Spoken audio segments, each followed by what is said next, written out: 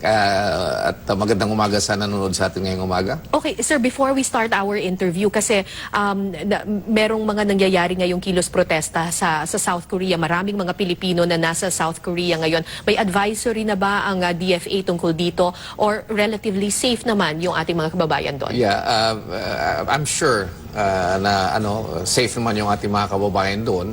In fact, wala tayong advisory na natatanggap, at yung ating Philippine ambassador doon, I was just here only about the other day, and I was able to talk to him on this matter. So everything seems okay, normal, other than the fact na mayroon silang political activity with regards to certain issues about their leaders. Okay, okay. Yeah. Now, let's talk about the independent foreign policy of the president. Isa dun sa mga naging malaking issue pagdating sa foreign policy nung nakaraang administrasyon ay yung West Philippine Sea, yung issue sa West Philippine Sea. Umabot pa ito sa UN Arbitral Tribunal. Pero kamakailan lamang sinabi po ng ating gobyerno na idedeklara, ang planong ideklara yung Panatag Shoal bilang isang marine sanctuary. Ibig sabihin, ano po bang ibig sabihin nito when you declare something as a marine sanctuary? Mayroon tayong obligasyon, being yung area na ay part ng ating tinatawag na exclusive economic zone. Ang obligasyon at responsibilidad natin ay proteksyonan yung area na yan. Yung Scarborough Shoal itself, lalo na yung sa lagoon, ay talagang overfished na yan even in the past. No? Kasi sanctuary yan ng mga isda. So, ang recommendation ko sa ating Pangulo is that while pwedeng mangingisda yung doon sa labas, around it, yung sa loob, hayaan muna natin kasi we will not allow anybody there to fish because that will be a sanctuary. It's a unilateral action sa ating Pangulo kung gagawin niya yung executive order na yan, at naipahayag ng ating Pangulo that he was intending to come up with that executive order. Paano nito maapektuhan yung mga mangingisda na sinasabi nyo naman matagal nang nangingisda doon sa lugar na yon? Yung pangingisda, bali ang mangyayari, bawal na sila mangisda doon sa loob. Sa lagoon mismo. Sa lagoon mismo. Sa ngayon ay yung ating mangingisda have free access to Scarborough Shoal itself outside of the lagoon, at doon naman ang talagang rich fishing grounds. Okay. Yung doon sa lagoon ay talagang proteksyonan natin yan dahil dyan ang breeding grounds and sanctuary ng ating mga isda at other marine life. But it will not hamper the livelihood of our fishermen. Sila ay happy sila doon sa labas, marami silang nahuhuli, at okay yun, they have free access in that area. So pagbabawalan yung mga Pilipinong mangingisda na mangisda sa loob ng lagoon, pwede sila sa labas. Paano naman yung mga Chinese fishermen? Wala naman sila doon. Bawal sa lahat yun. This is a unilateral action. Alam natin na itong Scarborough Shoal itself ay naging fishing ground ng hindi lamang ng mga Pilipino, kundi mga Vietnamese, mga Chinese. So within the context of the traditional fishing ground ng mga maliliit na mangingisda na hindi commercial fishers, we should be able to allow them free access in that area on the basis of that tradition. Small fishermen, artisanal fishermen for their livelihood purposes. Pero doon sa loob, lahat, whether Filipino, Chinese, or Vietnamese, on the basis of that executive order, they will be not allowed to enter there because that's a sanctuary. Pero may presence pa rin ng Chinese doon in the area? Walang presence ang Chinese fisherman, walang presence ang Chinese Vietnamese fisherman doon sa loob ng lagoon. Of course, mayroong presence ang Chinese Coast Guard doon sa labas, but they're not harassing our fishermen on that basis. So, ano po magiging mangyayari ngayon doon sa posisyon ng Pilipinas, yung sa desisyon na pumapabor sa Pilipinas doon sa Arbitral Tribunal? Alam mo, maraming pasasalamat natin doon sa Permanent Court of Arbitration through the Arbitral Tribunal, na nadeklara at nagkaroon ng ruling na atin ngayong exclusive economic zone. At sinasabi pa nga ng Arbitral Tribunal na walang karapatan ang China, yung kanilang tinatawag na 9-dash line in that area. And the Arbitral Tribunal also said na yung kanilang 9-dash line is a violation of international law, particularly the 1982 UNCLOS. So that is a very fundamental and favorable ruling and lays the legal foundation for our claim. Right. Now, Kaya lamang yung ating arbitral tribunal decision has no enforcement capability. In fact, the 1982 UNCLOS itself says that the implementation and enforcement of that decision or ruling will be dependent upon yung agreement with the counterclaimants on that issue. So, napakahalaga na we should engage each other in bilateral negotiations to make sure that we will be able to implement and enforce the decision of the arbitral tribunal. Pero kaya ba nating sabihin yan sa China? Kaya lamang ngayon, sinabi na natin yan sa China. And then ang sinabi ng China sa atin, they will not want to talk to us if we will be talking to them within the framework of the arbitral tribunal decision. As sinasabi naman natin sa China, ay we will only talk to you if we will be talking to you within the framework of the arbitral tribunal's decision. So, we both agreed na in the meantime, because yung South China Sea dispute is not the sum total of our relationship with China, na ibukod muna natin yan. Let's put that in the back burner. We will go back to that when we are able to find ways and means to peaceably resolve the dispute. But we made it clear that we are not eroding or compromising any of our rights that has already been declared and defined under the arbitral tribunal's decision. Kaya ba ng Pilipinas na paalisin ng China doon sa mga teritoryo natin? Kung makipagdigmaan tayo, syempre hindi natin kaya yun. Pero hindi naman natin, it is not also in our national interest nor in China's interest na makipagdigmaan tayo dyan. It is not also in the national interest of those who are concerned about the South China Sea as international waters, where 65% of international trade ay dumadaan dyan. To have that territory subject to conflict or force. So, ang ginagawa natin dito is that iset aside muna natin yan and see how we can foster the other aspects of a relation, kagaya ng trade, investment, even infrastructure, development, cooperation in certain areas that we could do without violating or undermining our respective rights. Yun ang strategy natin ngayon. Alright. So, and we have somehow achieved some breakthroughs along that line. In fact, nakikita natin ngayon na yung ating fishermen ay have free access in that Scarborough Shoal because of the confidence-building measures that we have adopted in the meantime. Okay, let's move on to America. Matagal na ang ties ng Pilipinas with America. Ngayon may bagong pangulo ang Amerika. Ano yung nakikita mong magiging dynamics or magiging changes ngayon now that America has a new president? Nabati na ba ni Pangulong Duterte itong si nagkaroon na President Trump? Nagpadala na ng congratulatory message ang ating Pangulo, kay President-elect Trump. At we would be expecting within the next few days na magkakaroon sila ng telephone conversation. Sa palagay ko naman ay regardless of who became president now, especially under Trump, ang relasyon natin with the United States will not only remain strong and firm, but will continue to grow stronger.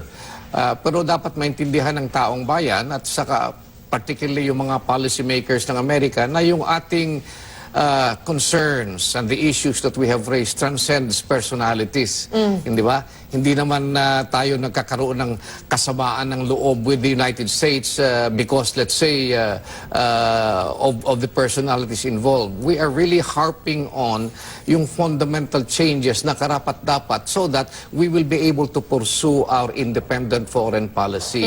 Yung ating foreign policy in the past has not really been independent because we had been dependent in many ways, militarily, economically, to the United States. And it has prevented our growth on the basis of making sure na yung ating national interest would be paramount in pursuing that independent foreign policy. So, dapat intindihin ng Amerika na there is a lot to address in terms of these core problems that can be a stymie, that can be a difficult situation in forging a stronger relationship with each other. Now, regardless of whether it is Trump or the previous administration or who is the president, they should address this as we are trying to address this now.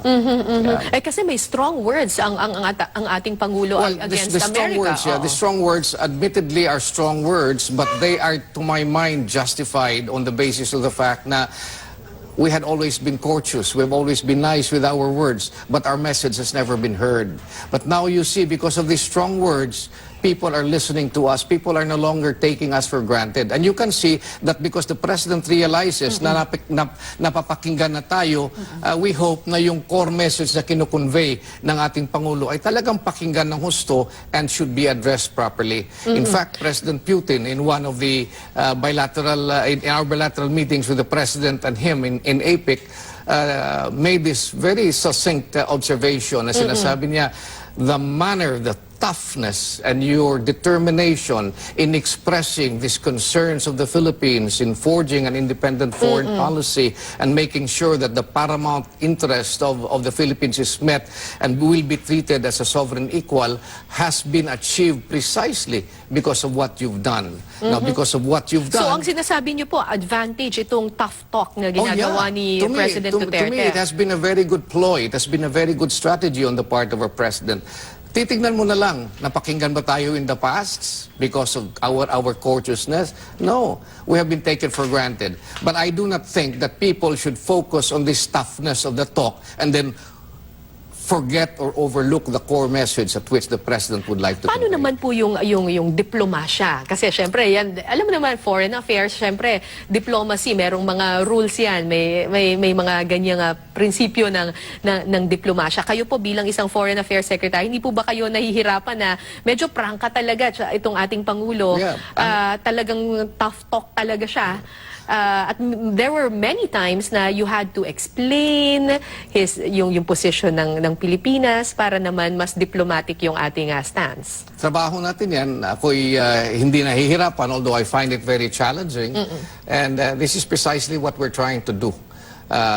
We would like our people and we would like the international community, gusto natin na maintindihan nila na iitsapwera nila yung tough talk. Pakinggan nila yung mensahe, and this is what we're trying to explain to them, and so far we're doing very well. Ang ating relasyon with the officials of the State Department, even I've been speaking briefly on the side with President Obama, with Secretary John Kerry, even with the Japanese Foreign Minister and other of our traditional friends and traditional partners, and so far we have been very successful despite this tough talk.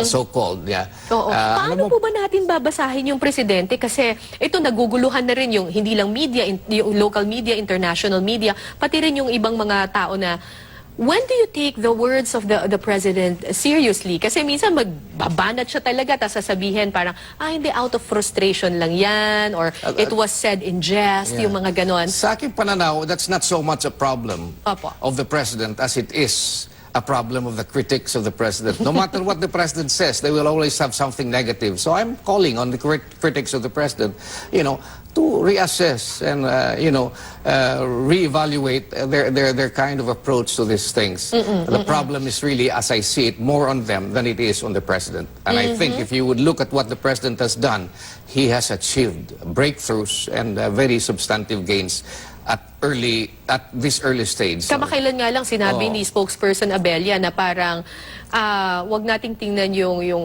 walk the talk, walk the walk, yun daw yung tingnan, yung gawa daw at hindi daw yung sinasabi. Wag daw mag-focus sa mga salita. Yes.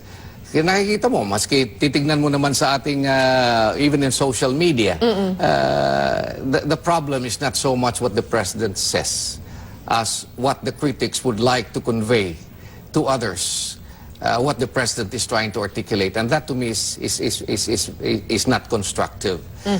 Kalimutan na natin yung politiko in the past. Let's give the chance of the president to do what he has promised and promised to deliver to his people during the campaigns. Titignan natin. Now, kanina po na-mention ninyo that you're going to Moscow at nagkaroon na ng, kumbaga, ng pag-uusap ang presidente ng Russia at ang ating Pangulo. Kamakailan lang din sinabi nung ambassador ng Russia na they are not keen on looking at a military alliance with the Philippines. Partnership and friendship lang daw. What is your reaction to That this? is true.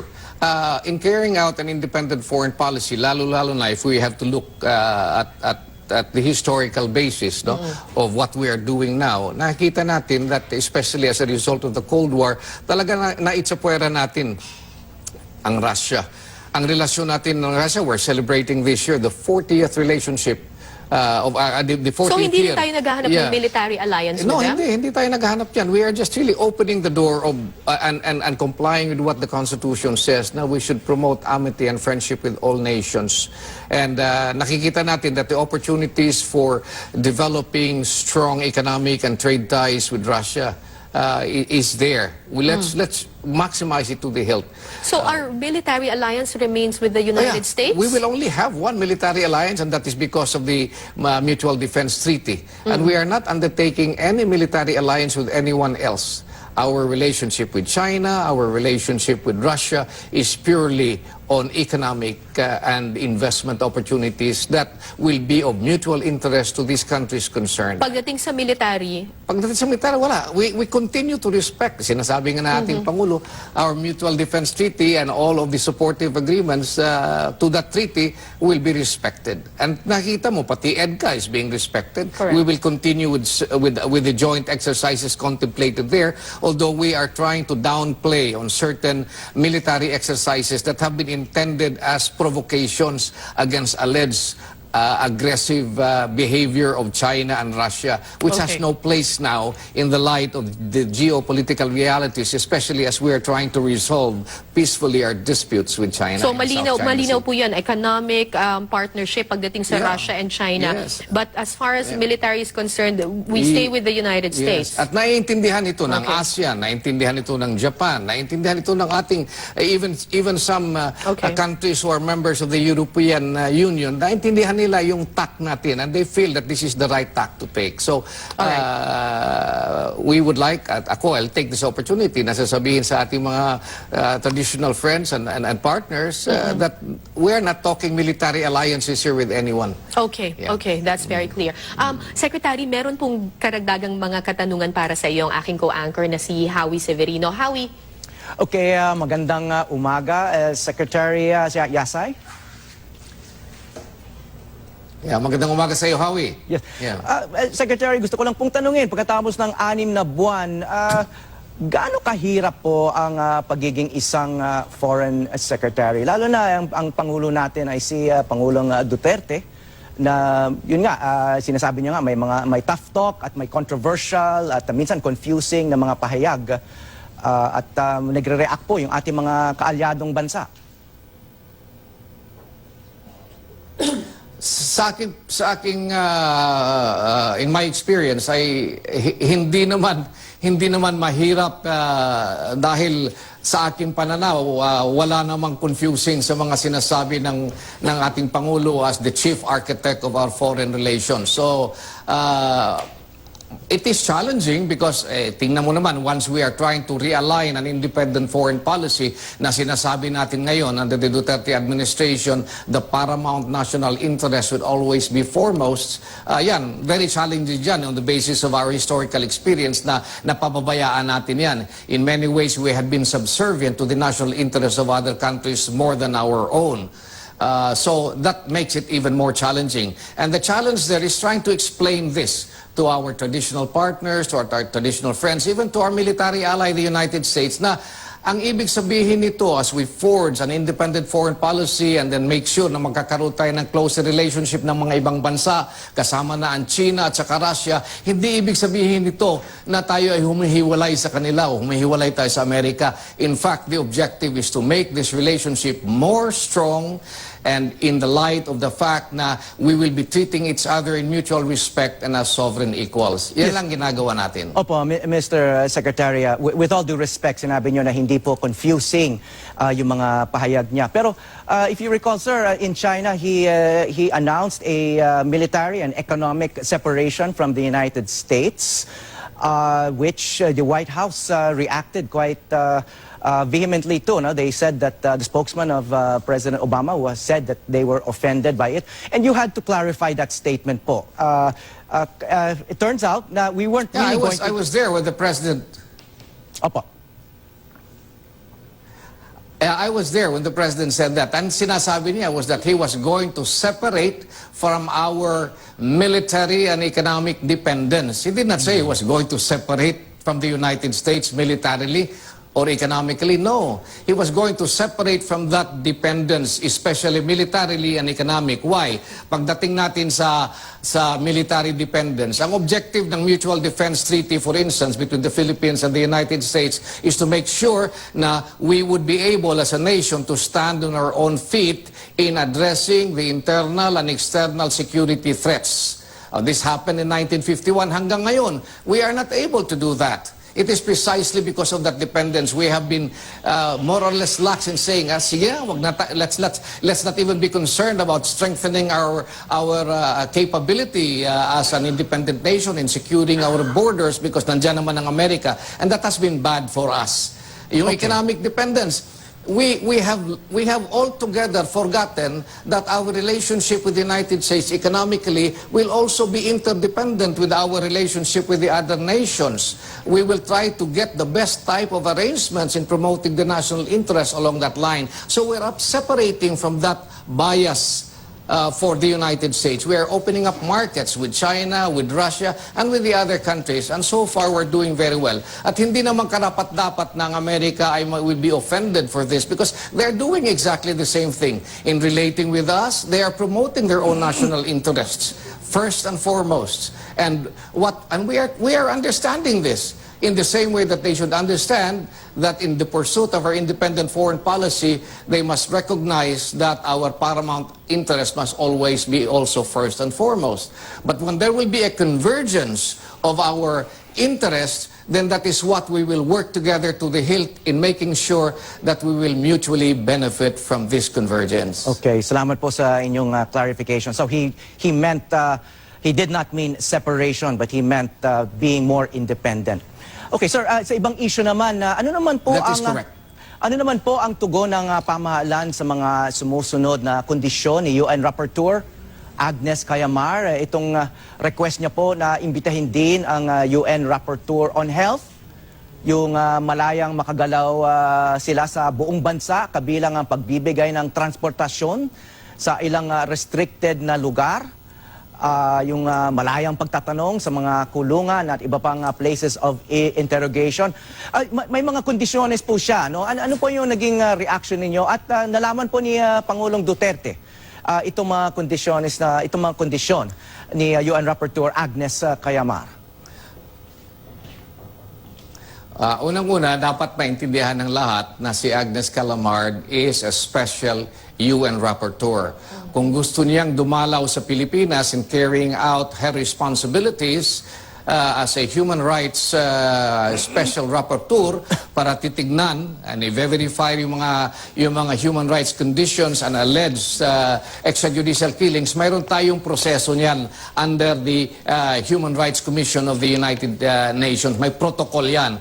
So they make a request, and in spite of that request ay kailangan na it will be the Philippines as a sovereign state that will either accept or reject that kind of a request. We will not accept it if we feel that it will not be necessary because, for instance, yung verification of human rights violation by them or extrajudicial killing really is necessary when we will be admitting that our own internal systems, our own internal justice setup is helpless in addressing violations of human rights. It's totally ineffective and inefficient. So we are far from that situation. So in many instances in the past, as I remember, maraming request yan ng UN Human Rights Commission.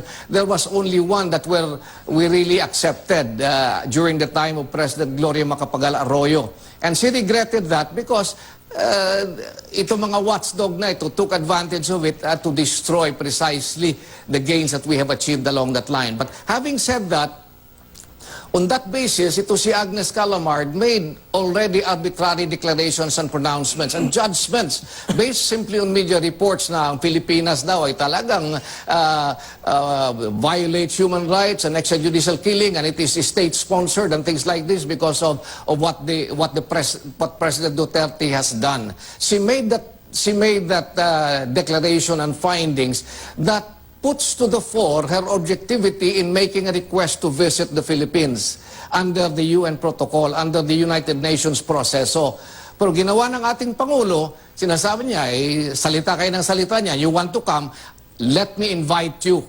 outside of that protocol and processes. I want you to come, you verify the conditions here, as you say, is a violation of human rights, or we are promoting extrajudicial killings, we are promoting genocide and all of these, what do you call this, offenses that you are saying, but you come on the basis of the conditions that I will impose. Matapos yung findings mo, let's subject your findings to an open debate. You will also be under oath, and the President will also be asking you questions to verify how objective and how correct are your findings. Kung ayaw nilang tanggapin yan, then there is no point for her to come, and she should not assert that she is coming here on a protocol or the process under the United Nations where that request has not been made.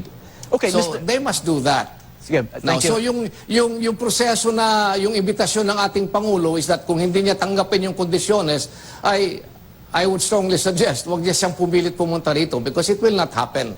Okay. But if she is agreeable, then she is certainly welcome to come. Okay, Mr. Secretary, speaking of human rights, no, kamakailan nagbanta po si Pangulong Duterte na isusunod daw niya ang human rights activists kapag lumala ang problema sa droga. Lumabas po ito sa international news, no, all over the world. Paano nyo ipapaliwanag itong o i-interpret itong bagong statement po ni Pangulong Duterte sa inyong international counterparts? Wala akong narinig na sinasabi ng Pangulo na ganyan. These are all statements that are quoted from the international press, which is certainly different from what the President has said. Wala naman sinabi ang Pangulo na ganyan, so there is no need for me to explain that. They should explain what they mean by that insofar as what they say the President has said. I will not be in a position to explain what they meant. So he never threatened human rights advocates at all? Of course not. Of course not. The President knows that he cannot do that. The President as a lawyer knows that it is wrong to do that. Pero if these people say that the President say that, then they should explain that. Under what circumstances and why did the President in fact say that, not me. They should do the explaining.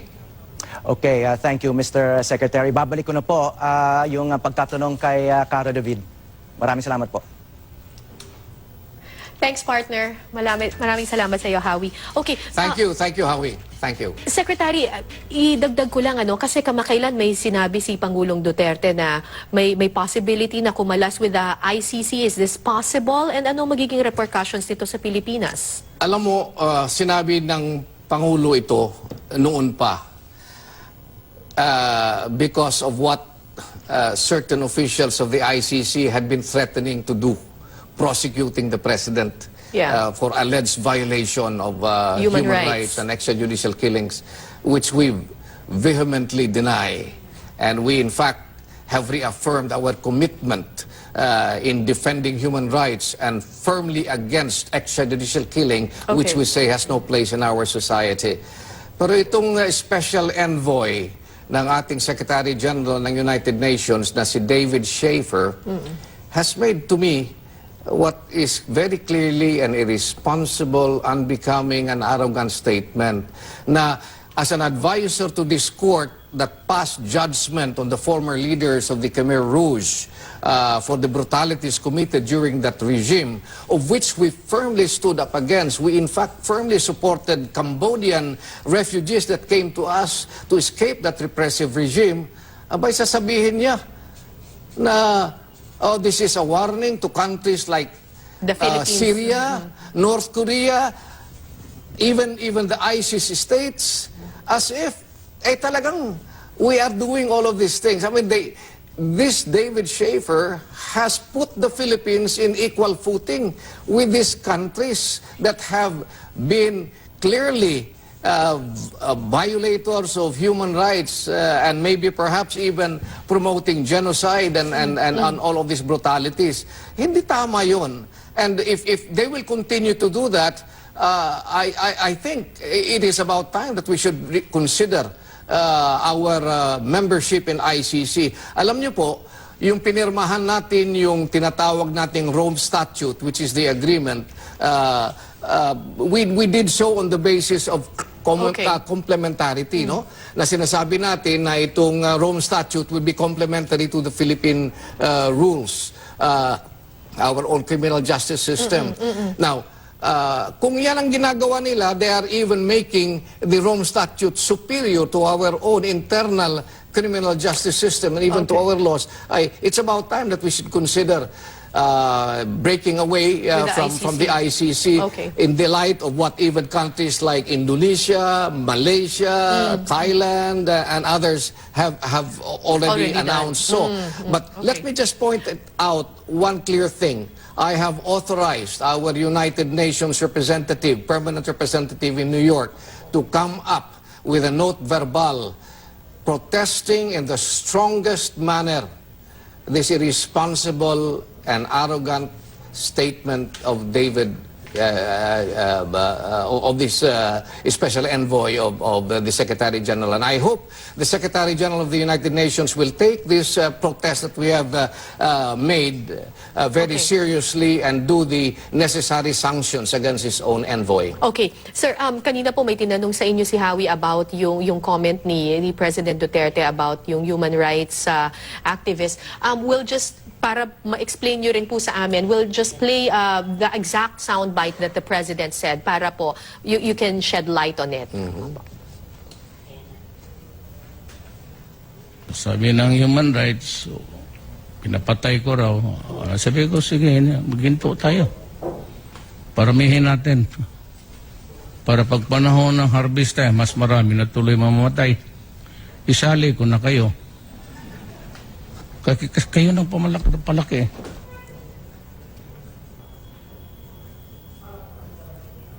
Okay, so that was the statement, Nakita ko sir. naman yung reaction ng Presidente, di ba? The statement of the President was said in the context of what he has been falsely accused of. At sinasabi niya, kung yung itong sinasabi niyo na marami akong pinatay, if that is in fact true, then siguro pinakamaganda na lang when harvest time comes about, edi sasama ko na kayo. But he said this in the context of saying na walang katotohanan yung sinasabi niyo. He did not use this as a threat. Okay. Yeah, he was Okay. reacting to these false and malicious statements of human rights. At hindi niya sinasabi yung ating local human rights. Okay. He was talking about human rights activists in general. Okay. Moving on to our last topic, yung tungkol sa ASEAN. We're hosting the ASEAN in 2017. This is a big thing for the Philippines. Ano po ang plano natin sa ASEAN? Well, alam mo, ang ASEAN talaga, we want to push through the important decentrality and solidarity of ASEAN. It's about time that we must focus on ensuring that the welfare of our regional grouping and the common interests of our regional grouping will be pursued. Okay. So, ang three pillars na pinupursu natin during this ASEAN meeting will be, one is our political security, Okay. and then our economic advancement of all countries. No one should be left behind. And also the cultural and people-to-people contact that is necessary to ensure mutual understanding and friendliness amongst our people. Ang maritime security ba? Ang maritime security will Pag-uusapan be din, part lalo of- pa may mga Yes. claimants din dun sa West Philippine Sea in the ASEAN. Yes. Maritime security will be discussed to make sure na yung ating freedom of navigation Okay. concept in the South China Sea will be protected and preserved. All right, okay. All of these things will be discussed, and we also will be pushing very seriously on not only opening up big business trade, but making sure that trade will be open to everybody, and trade will be beneficial to everybody. So the President personally is pushing for empowering and giving importance to our micro, small, and medium enterprises. Yeah. So ito ang we are going to give focus on. Well, mukhang maraming trabaho po yan, Yeah. ano? 2017 ASEAN Yes, Summit. yes. Maraming salamat po sa inyong oras. I know you're very busy. Thank you very much for your time, Foreign Affairs Secretary Perfecto Yasay. Kara, thank you very much Thanks very also. much. And Marami Howie, pong salamat thank you po. very much at your end there at the studios. Thank you.